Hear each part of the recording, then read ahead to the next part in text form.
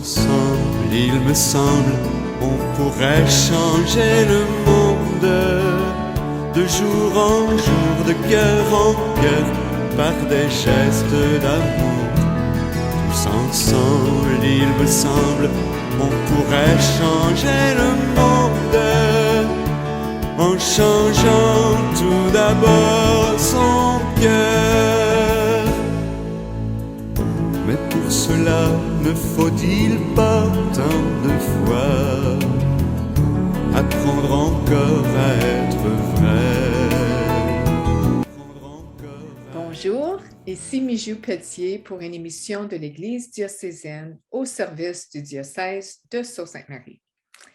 Aujourd'hui, j'ai encore le plaisir de m'entretenir avec Stéphanie Louis-Jean Esprival, travailleuse sociale pour la deuxième émission sur comment prendre soin de notre santé mentale au moyen de la spiritualité.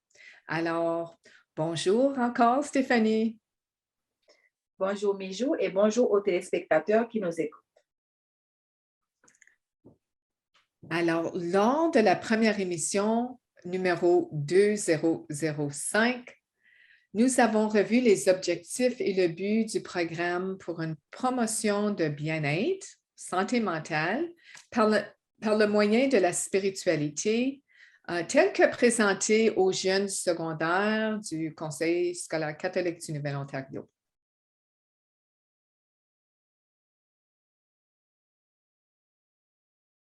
Et les deux premières séances ou ateliers parlaient de la spiritualité qui va au-delà de la religion et l'invitation aux élèves de découvrir leur soi authentique. Stéphanie, allons à la troisième séance qui vise l'acceptation. Explique-nous maintenant ce que tu as fait avec les élèves dans ce troisième atelier. Pour cet atelier, j'ai voulu apprendre aux jeunes à apprivoiser le stress. Puis, lorsque je parle d'apprivoisement du stress, je parle de tout ce qui vient avec, à savoir la douleur, la souffrance, le malaise. Alors, dans cet atelier-là, j'ai voulu apprendre aux jeunes à ne pas s'affoler devant le stress. Devant un stress, quelle attitude adopter? Je me calme, je recule, je médite pour pouvoir réfléchir quoi faire en présence de la situation. Maintenant, ce que j'ai appris aux jeunes, c'est que le stress n'est pas un problème. C'est notre attitude par rapport au stress qui peut être le problème. Lorsqu'on se fixe sur le problème, on ne réfléchit pas aux solutions qu'on peut trouver pour le résoudre. Alors que lorsqu'on prend un recul par rapport à ce problème, par rapport à l'événement stressant, on peut réfléchir pour demander de l'aide, quelles ressources dont j'ai besoin, puis l'événement stressant aussi, il se peut au travers de cet événement stressant, tu peux apprendre des choses. Par exemple, l'événement stressant qui va arriver, il peut vous donner des messages. Maintenant, si tu ne prends pas le temps de prendre ce recul-là, comment est-ce que tu vas lire ce message-là? Parce que même à travers un événement stressant, on peut découvrir nos forces. Donc, c'était ça l'importance de cet atelier. Donc, j'avais voulu montrer aux jeunes de ne pas s'affoler devant le stress, d'accepter l'événement stressant pour ce qu'il est, de ne pas le juger, de prendre un temps de recul, puis décider c'est quoi les prochaines étapes. Parce que la vie, elle est faite d'angoisse. Il y en aura toujours.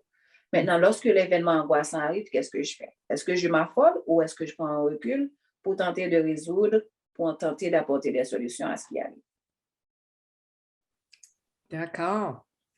Et ce qui me vient à l'esprit lorsque je t'écoute parler de ces moments d'angoisse puis le stress, c'est une citation, puis je paraphrase ici, mais c'est un peu du genre que les moments angoissants dans notre vie nous arrivent pas à nous, mais nous arrivent pour nous aider à grandir, pour voir l'opportunité, ou si on veut bien même être un peu philosophe, le cadeau qui est caché dans ce moment de stress ou cet événement angoissant.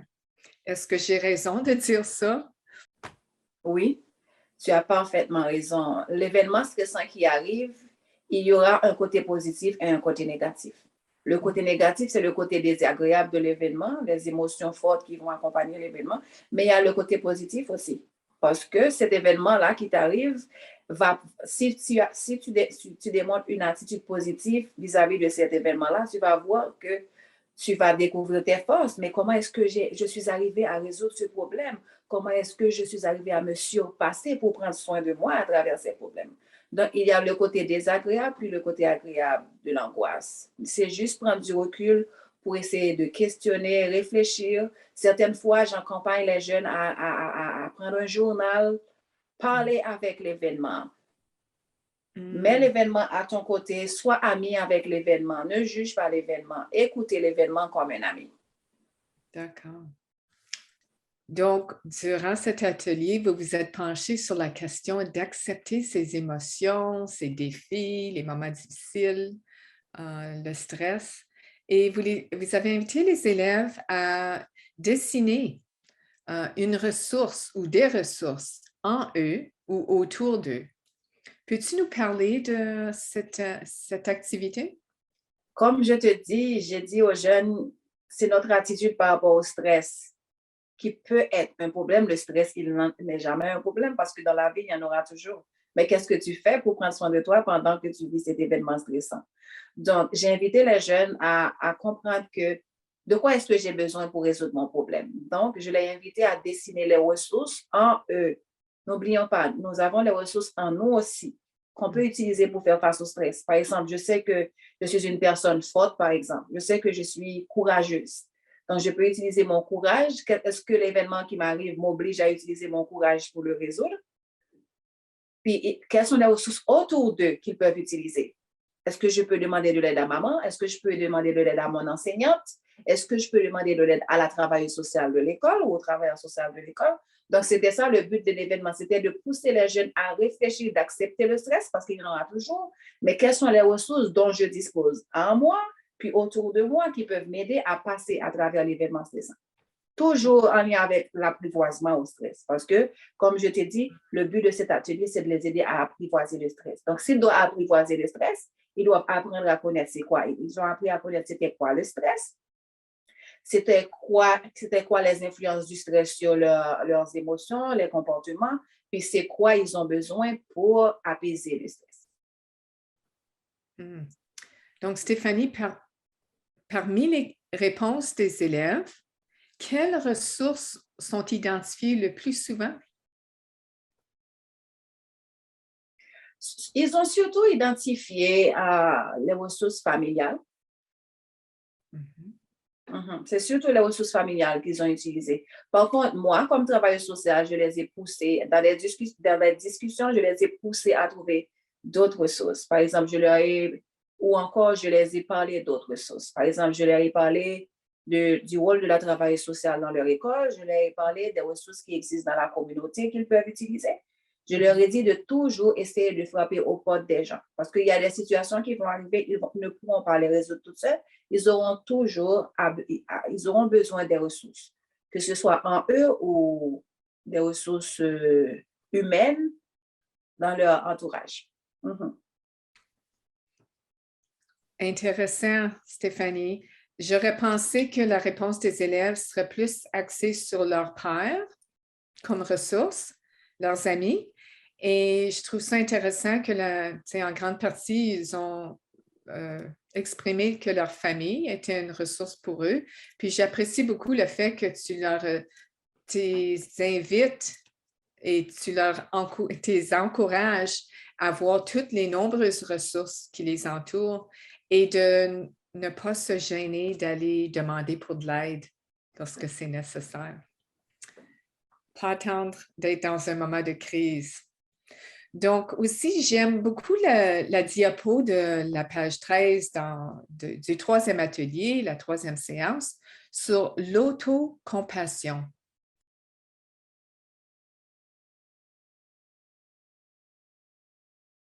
Alors, ce matin, j'ai eu l'occasion de jaser avec une amie à Sault-Sainte-Marie, puis on a terminé notre conversation en parlant de la nécessité de l'autocompassion. Puis je dis, oh mon Dieu, ça tombe pile, parce que Stéphanie va nous en parler encore aujourd'hui. Alors, peux-tu, s'il vous plaît, élaborer sur c'est quoi l'autocompassion? Merci de partager ton expérience avec moi, Mijo. Donc, l'autocompassion, c'est une attitude. Puis, c'est une attitude qu'on peut apprendre à pratiquer pour se développer personnellement ou pour prendre soin de soi. Alors, oui, donc l'autocompassion, c'est, pour apprendre à pratiquer l'autocompassion, c'est, je vais me baser sur les différentes composantes que Kristen Neff, elle qu'il donne sur l'autocompassion. Alors, donc, l'autocompassion comprend quelques composantes. Donc, la première composante, c'est la bienveillance envers soi-même.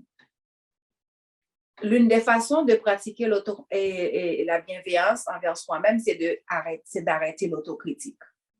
Arrêter, par exemple, de dire « je suis nulle, je ne vaux rien, je suis une idiote ». Puis, la deuxième composante de l'autocompassion, c'est la reconnaissance de son humanité. C'est-à-dire d'accepter que je suis capable de faire des erreurs, tout comme je suis capable de connaître du succès dans mes démarches.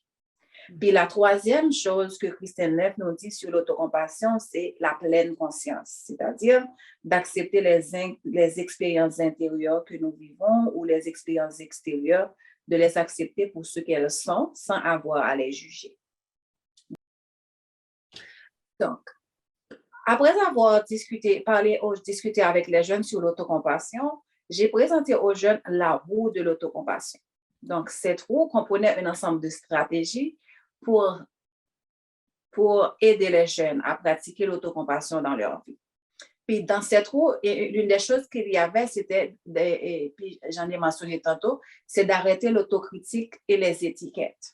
Okay? D'arrêter de dire que je suis nulle, que je ne fais pas les choses correctes. Puis, une deuxième chose qu'il y avait dans la roue, c'était d'accueillir nos émotions pour ce qu'elles sont, de ne pas les juger, donc de les accueillir, d'accepter de vivre nos émotions. Autre chose qu'il y avait dans la roue, c'était d'accepter de parler de nos échecs, tout comme de nos succès. Okay? Ensuite aussi, dans la roue, on avait enseigné aux jeunes d'oublier le mot perfection. Personne n'est parfait. Okay? Puis ensuite, il y avait autre chose, c'était de prendre soin de soi physiquement et mentalement. Donc ça, c'était un ensemble de stratégies qui pouvaient aider les jeunes à pratiquer l'autocompassion dans leur vie. Donc, alors, je dirais que l'autocompassion, c'est accepter l'autocritique contre soi pour pouvoir vivre pleinement sa personnalité, je dirais. Alors, passons à la 4e séance et parle-nous des relations saines et des frontières. Puis moi, quand j'entends le mot frontière, je pense à les limites, quand on doit dire « wow, une minute, il y a des limites ici », ou en anglais, on dit « boundaries ». Alors, Stéphanie, s'il vous plaît, nous expliquez le but de ce 4e atelier. Dans ce 4e atelier, on a enseigné aux jeunes sur les relations saines. Donc, à travers une liste de questions, nous avons invité les jeunes à réfléchir sur les relations qu'elles ont. Par exemple, je me rappelle, il y avait quelques questions comme comment est-ce que je me sens dans cette relation? Comment est-ce que qu'est-ce qui arriverait si j'apprends à prendre soin de moi-même dans ma relation? Donc, c'était un ensemble de questions qui invitaient les jeunes à réfléchir sur les relations qu'elles ont. Maintenant, dans leur réflexion, ils ont été capables d'identifier les relations saines et les relations malsaines. Parce que les relations saines, ce sont des relations dans lesquelles ils vont se sentir très bien. Mm-hmm. Puis, les relations malsaines, ce sont des relations dans lesquelles ils vont se sentir mal. Ils vont se sentir qu'ils ne sont pas acceptés pour ce qu'ils sont. Donc, c'était ça. Donc, à travers une liste de questions, les jeunes étaient invités à visualiser les relations qu'ils ont pour pouvoir identifier. Puis après avoir répondu à ces questions-là, ensemble, nous avons réfléchi sur les relations saines puis les relations malsaines. Et dans le mot malsain, ça me fait penser à malaise aussi.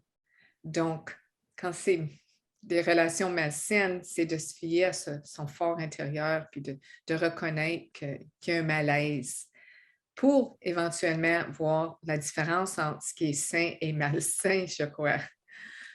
Alors, des belles activités que tu proposes. Donc, pourquoi est-ce important d'établir des frontières dans des relations? Il est important d'établir des frontières dans les relations pour éviter d'être manipulé et abusé. Puis, l'une des choses importantes qu'on a enseignées aux jeunes, puis pas seulement les jeunes, mais qui est importante pour tout le monde, c'est l'importance des valeurs. Donc, si tu connais tes valeurs, si tu connais ce que tu aimes, ce que tu veux, ce que tu es, tu as déjà une base pour entretenir des relations, pour s'engager dans des relations avec autrui. Alors, il est important de reconnaître, d'établir des frontières dans les relations, parce que si tu n'établis pas tes frontières, si tu ne connais pas tes valeurs, les gens peuvent abuser de toi, les gens peuvent te manipuler. Maintenant, si tu connais tes valeurs, les gens ne peuvent pas te proposer n'importe quoi. C'est facile pour toi de te protéger. Donc, tes valeurs sont ta protection pour ta relation parce que si tu ne connais pas tes valeurs, les gens peuvent vouloir t'imposer n'importe quoi. À titre d'exemple, il est difficile pour certaines personnes de dire non, par exemple. Or, avoir la force de dire non, c'est quelque chose d'important pour ta relation. Parce que les gens peuvent te proposer ou t'imposer n'importe quoi. Puis, c'est n'importe quoi là. Si tu adhères à eux, ça peut être néfaste pour toi. Tu peux en souffrir dans ta relation. D'où l'importance d'établir des frontières, de ne pas accepter tout ce qu'on te propose dans la relation. Puis, dans le cadre de ces jeunes, on avait pris des exemples palpables pour aider les jeunes à voir lorsqu'une relation saine, puis lorsque c'est malsaine. Par exemple, si une amie te propose, j'ai dit aux jeunes, si une amie te dit de lui envoyer une photo intime, par exemple, ça, il faut questionner. Parce qu'une amie qui est ton amie, qui te veut pour ce que tu es, il n'a pas besoin de ta photo intime. Tu vois ce que je veux dire? Donc, on a pris beaucoup d'exemples pour aider les jeunes à comprendre cette question de relation puis de frontières. Comment établir les frontières? C'est première chose, c'est de reconnaître tes valeurs. Parce que si tu ne les connais pas, c'est facile que tu sois manipulé puis abusé dans une relation.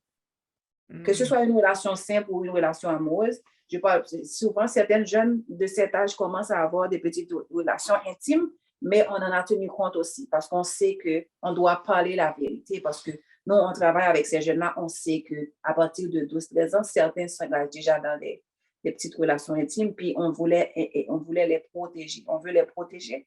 Cette question de relations saines, puis de frontières, de les aider à cheminer dans leur vie, quoi.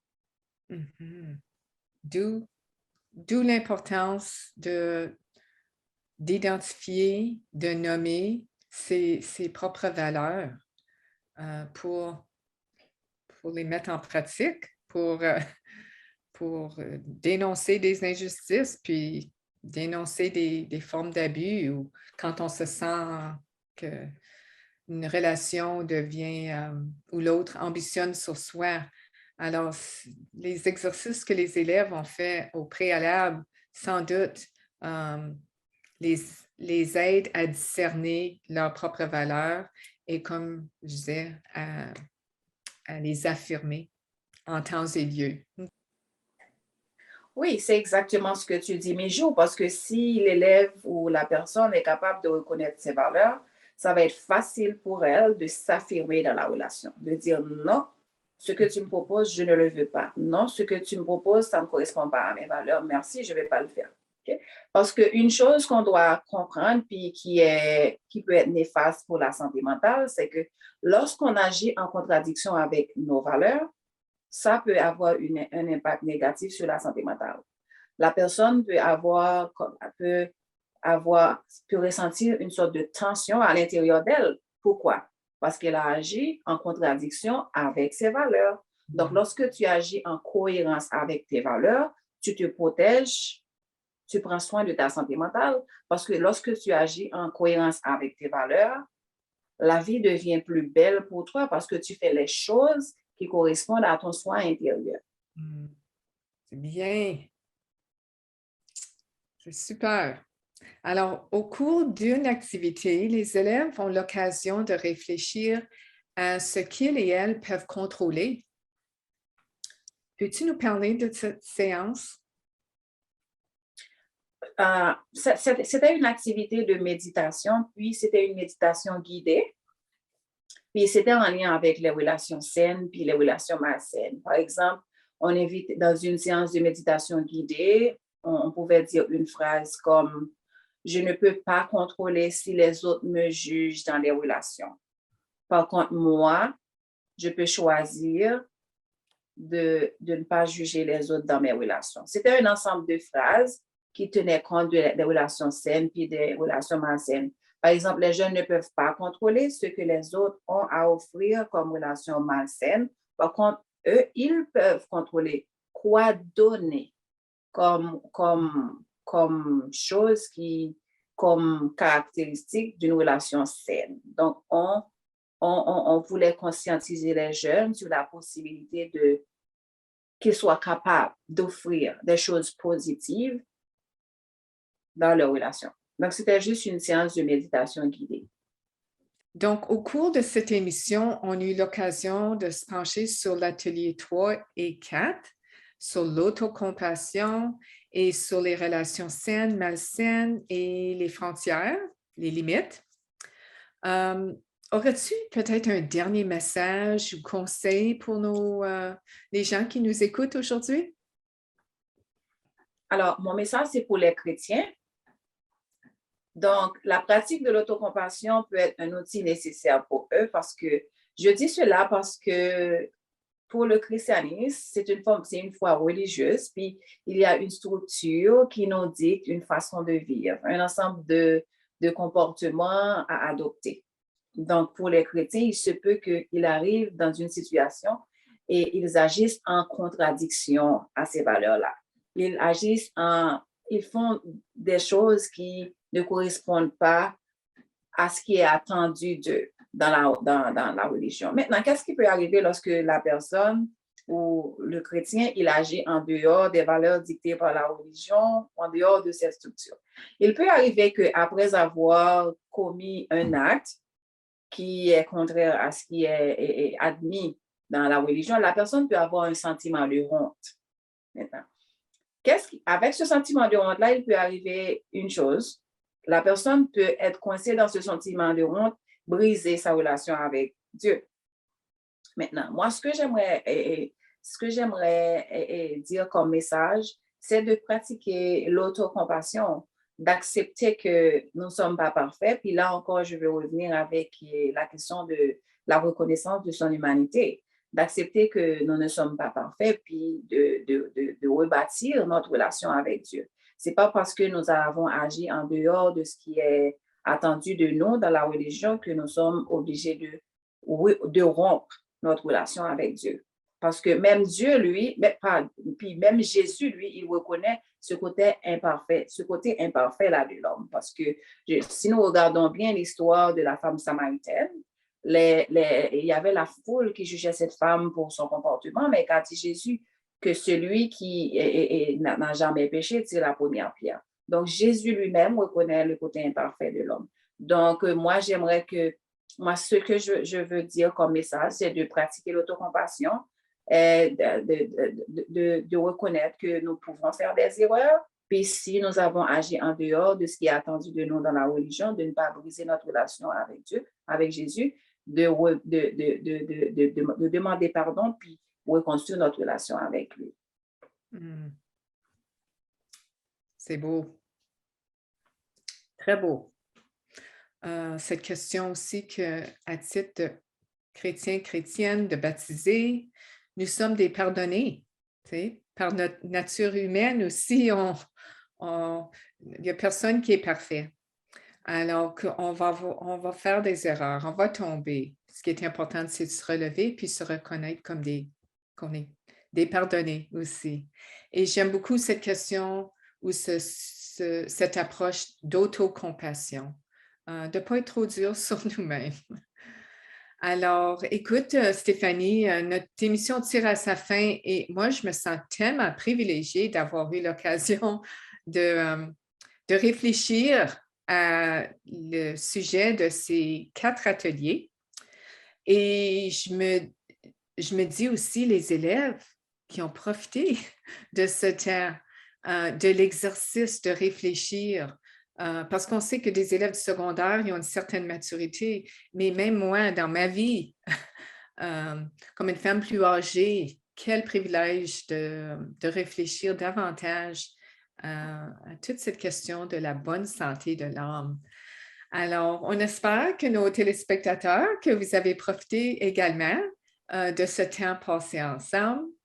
Et merci encore, Stéphanie, d'être là pour nous. Et dans quelques semaines, nous reprendrons l'atelier 5 et 6, les 2 derniers ateliers tels que proposés aux élèves du secondaire. Alors, merci encore et à nos téléspectateurs, à une prochaine. Puis, Stéphanie, as-tu un dernier petit mot? Merci, Mijou, et merci aux téléspectateurs qui ont regardé cette émission.